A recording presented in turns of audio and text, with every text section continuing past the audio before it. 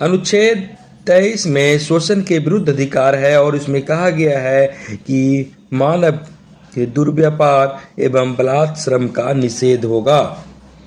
यहाँ पर जो बातें हैं कि मानव दुर्व्यापार पर निषेध, यानी कि मानव का व्यापार नहीं किया जाएगा। मानव का भी व्यापार होता है, अभी तो विश्वास नहीं होता है, लेकिन एक समय ऐसा था कि मानव की भी खरीद बिक्री होती थी। और यहाँ पर इसका उद्देश्य यह है कि मानव की खरीद बिक्री का उद्देश्य क्योंकि उसके शरीर पर दूसरे का अधिकार हो जाना, उसके अनुरूप फिर उसका इस्तेमाल करना, उससे काम करवाना। लेकिन यहाँ पर जो अपने संविधान के अनुसार है कि कोई भी मानव है, उसका शरीर उसका है और उसके शरीर से कोई दूसरा आदमी काम नहीं ले सकता। और आदमी हो या राज्य हो, यह राज्य के भी विरुद्ध अधिकार है लोगों को और किसी व्यक्ति के भी विरुद्ध अधिकार लोगों को प्राप्त है कि मानव का शरीर है, उसका है, उसे उसके शरीर का शोषण किसी भी सूरत में नहीं किया जा सकता। इसमें जो बातें हैं, और जैसे कि पहले जो बातें होती थी दरअसल कि दास प्रथा जैसी बात थी और दासता गुलाम ऐसा होता था, जमींदारी प्रथा थी और ऐसी सामंती व्यवस्था थी कि आपको उसके यहाँ काम करना पड़ेगा, बेकार काम करना पड़ेगा, काम भी करने के बाद पैसा नहीं दिया जाता था। लेकिन संविधान जब से लागू हुआ, संविधान निर्माताओं ने इस बात को रखा कि मानव का दुर्व्यापार नहीं, दासता को यहाँ पर दुर्व्यापार के रूप में संवैधानिक भाषा में रखा गया है। मानव का दुर्व्यापार नहीं किया जाएगा। और इसमें साथ साथ यह भी है कि स्त्री को, बालक को या कोई निःशक्त व्यक्ति है तो उसके विरुद्ध किसी भी प्रकार का दुर्व्यापार नहीं हो सकता है। और यहाँ पर पुरुष, महिला, बच्चा का खरीद बिक्री जैसी बातें होती थी, या कोई महिला हो, कोई बच्चा हो, उसे अनैतिक कार्य उससे करवाया जाता था। तो इस तरह की बातें को पूर्णतः निषेध ठहराया गया है। देवदासी प्रथा जैसी व्यवस्था थी अपने देश में, जहाँ की महिलाओं को मंदिर के आसपास रहना पड़ता था, उसको वहाँ मंदिर का सेवा करना पड़ता था। तो वहाँ पर इस तरह की बातें पर उसका अधिकार नहीं रहता था, वो स्वेच्छा से नहीं जाती थी, बल्कि ऐसी परिस्थिति बना दी जाती थी कि उन्हें काम करना पड़ता था। खैर, तो इस तरह की व्यवस्था पर रोक लगाई गई है।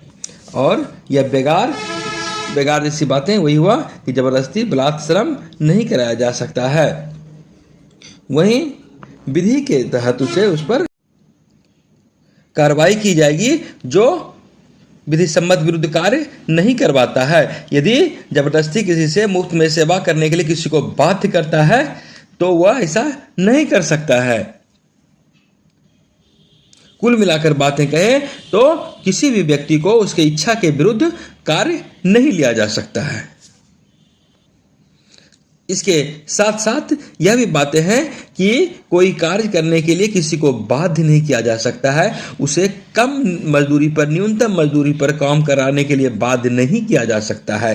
कहीं जो भी निर्धारित मजदूरी है उसे उसको देना पड़ता है। और वहीं न तो निःशुल्क सेवा किसी से लिया जा सकता है, न ही कम पैसे में उसे काम कराया जा सकता है, चाहे वह सरकारी स्तर पर हो या व्यक्तिगत स्तर पर हो। यह अधिकार, शोषण के विरुद्ध अधिकार, व्यक्ति को राज्य के भी विरुद्ध प्राप्त होता है और व्यक्ति के भी विरुद्ध प्राप्त होता है।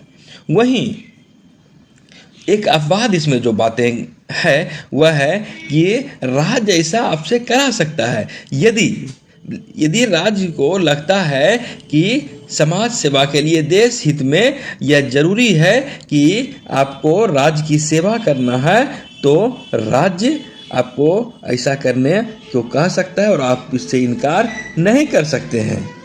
लेकिन यह बात है कि यह देश सेवा के संदर्भ में होता है, सैनिक सेवा के संदर्भ में हो सकता है, समाज सेवा के संदर्भ में होता है। और इसका उद्देश्य होता है कि सार्वजनिक सेवा की प्राप्ति, लोक प्रयोजन के लिए। इसमें समाज का हित, देश का हित, राष्ट्रीय हित जुड़ा हुआ होता है। हालांकि यहाँ पर भी जो बातें हैं कि ऐसी सेवा यदि राज्य लेगा किसी से, व्यक्ति से, समाज से, तो वहाँ पर वह किसी तरह का भेदभाव नहीं करेगा कि कोई धर्म, किसी भी मूल वंश, किसी भी जाति को हो, उस सबसे समान रूप से एक समान भारतीयता के रूप में उससे काम लिया जाएगा, ना कि किसी धर्म का है तो उस चीज़ को करो या वो नहीं करेगा। ऐसी बातें नहीं हो सकती। किसी भी जाति के है, कोई भी वर्ग के है, कोई भी मूल वंश के है तो आप कीजिए, आप नहीं कीजिए, ऐसी बातें नहीं हो सकती है।